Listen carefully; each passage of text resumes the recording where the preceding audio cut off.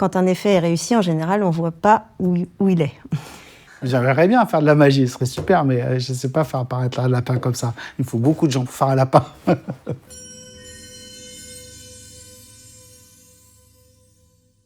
VFX, c'est la contraction de Visual Effects en anglais, différencié des SFX, qui sont les Special Effects, qui sont les effets de plateau, voilà, qui sont les effets spéciaux directs en plateau, la pluie, le vent, etc., et le feu. Et les Visual Effects, c'est ce qui sont faits par ordinateur, donc par contraction, ça va donner VFX. Moi, c'est le cœur de mon métier, c'est ça. C'est vraiment de comprendre la vision du réalisateur pour ensuite être au plus proche de son ambition et de la retranscrire au mieux après en VFX et de faire le pont aussi, d'arriver à formuler, moi, de communiquer ensuite cette vision-là avec des équipes derrière. Nous, on lit tout le scénario et je note tout ce qui me semble potentiellement être un effet.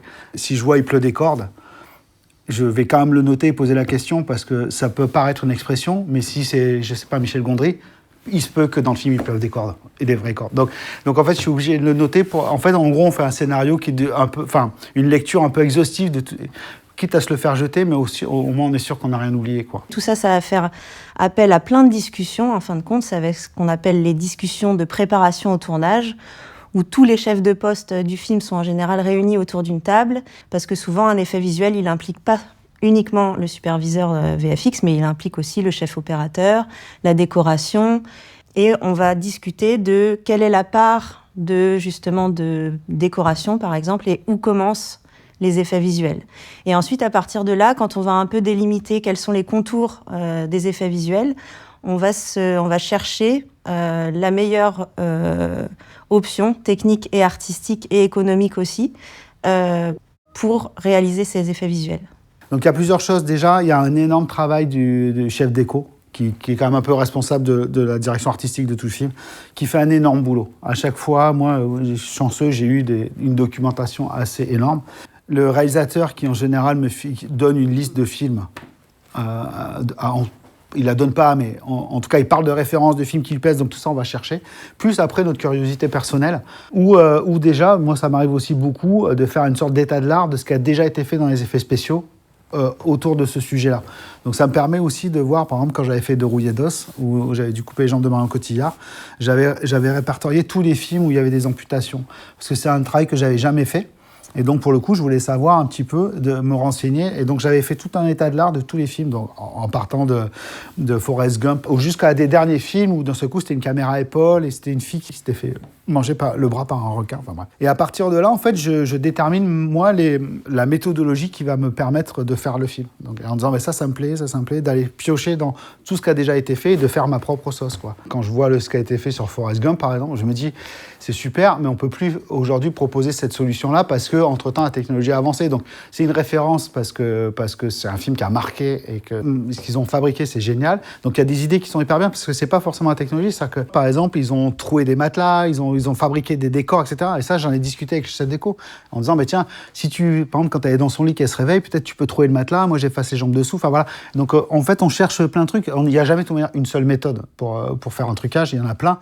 Et donc, voilà, c'est trouver celle qui nous plaît et d'essayer de la moderniser avec les outils du jour. Voilà.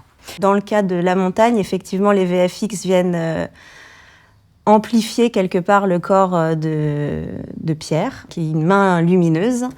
Donc ça, c'est un effet visuel qu'on peut retrouver dans pas mal de films. Dans Le règne animal, c'était aussi ça. Il y avait le personnage de l'oiseau qui a été beaucoup fait en SFX, mais ensuite qui est amplifié en VFX. C'est le cas aussi dans le film Animal, où c'est une prothèse de visage qu'il faut ensuite animer, donner vie. Le principe, c'est que nous, on fait ce qu'on appelle une photogrammétrie. Donc, c'est plus de 200 photos où on tourne autour de la comédienne dans des conditions de lumière assez neutres, qui permettent ensuite, ces 200 photos, de recréer exactement le visage avec la prothèse en 3D. Donc là, sur le cas d'Animal, l'enjeu, c'était de pouvoir faire bouger l'œil, parce qu'il était figé dans la prothèse, c'était un faux œil.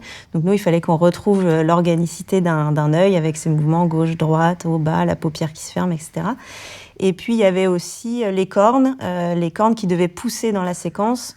Donc le masque avait effectivement des petites cornes, mais nous, qu'on a dû ensuite animer pour qu'elles poussent et grandissent dans la séquence. Avec 2 mois, par exemple, donc ça fait partie des effets qu'on appelle invisibles. Et c'était un travail super qu'on avait fait avec Cédric Clapiche et la chef déco, Chloé. En fait, on avait dans le scénario, c'est 2 personnages qui vivent dans un immeuble moderne et un immeuble haussmannien, et ils vivent côte à côte. Des mois de repérage, impossible de trouver cette configuration-là, en fait. Et donc, au bout d'un moment, la seule solution, c'était de construire ce décor, en tout cas ces 2 appartements, et nous, en VFX, de construire le dessous, les toits et l'environnement extérieur, parce qu'ils sont censés en plus habiter au pied de Montmartre, etc. Donc, et là, c'est génial, parce qu'on se retrouve qu'en fait, on est la réponse pour que le film puisse exister, dans les conditions dans lesquelles le réalisateur, sans faire de concessions sur le fait que... Voilà. Donc on travaille avec la déco qui réfléchit jusqu'où elle construit, c'est quoi, par rapport à chaque scène, etc. Et nous, on vient en complément et on vient crédibiliser l'espace. Donc, et d'un seul coup, on a 2 personnages qui vivent côte à côte. Et ça, c'est super de pouvoir... Et c'est complètement invisible, personne ne se doute de la chose, mais au final... On respecte le scénario, on respecte l'envie de Cédric. Enfin, c'est super, quoi. Des travails comme ça, c'est top. Le passage au numérique a fait qu'effectivement, il y a une plus grande démocratisation des effets visuels et qui n'était plus seulement réservé aux gros films avec beaucoup d'argent, mais aussi aux petits films d'auteur qui, moi, en tout cas, sont un peu mon fer de lance. En tout cas, j'avais envie de défendre les auteurs et autrices françaises qui prennent des risques en termes de narration et en termes d'effets visuels. Il y a eu un vrai retour au genre aussi, où on est sorti vraiment du réel pour aller un peu plus vers le film de genre. Et ça, c'est une belle chance de voir des auteurs comme ça arriver.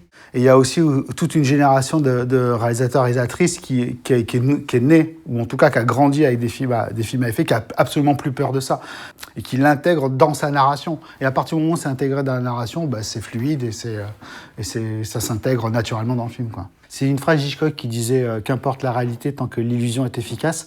Je trouve que c'est vraiment, pour notre métier, ça va très bien. Des fois, on fait la réalité et c'est pas beau. Et donc, en fait, on travaille, nous, avec le sens artistique qu'on peut apporter, à créer une réalité, une fausse réalité, ou en tout cas une réalité jolie. Ouais, il y a effectivement l'envie de départ, et puis il y a là aussi où les effets visuels vont l'amener, et des fois ça se décale un petit peu, et pour le mieux, en général, parce qu'il y a tout un chemin créatif aussi qui amène au résultat final, et souvent ce chemin créatif fait que ça décale un tout petit peu peut-être l'idée de départ, mais qui l'emmène plus loin, et on va plus dans le détail sur certaines choses, ou alors on décale un peu la réalité justement au service de la narration du film, et ça c'est ce qui est aussi hyper intéressant dans la création des effets visuels. Ouais. Quand l'effet est invisible, il y a plein de fois où on peut se dire tiens, c'est hyper bien fait, on sait qu'il y a un tour, parce que mais par contre on n'a pas forcément la méthode, quoi. Donc non, on peut se surprendre et se dire comment t'as fait, non, c'est ça qui est chouette aussi, c'est qu'on se fait avoir, où il y a des endroits où en plus, voilà, si le film est bien, au bout d'un moment, on oublie aussi un peu. On ne pense pas qu'à la technique, quoi, parce que sinon c'est un peu triste. Ouais, exactement. À moins que le film m'ennuie, moi je fais rarement attention aux effets visuels finalement. Quand je me laisse porter par le film, et je suis pas dans l'analyse de ce que je suis en train de voir non, techniquement. Très peu. On voit comme Matrix. Toutes les couches. Ouais, c'est ça, l'horreur.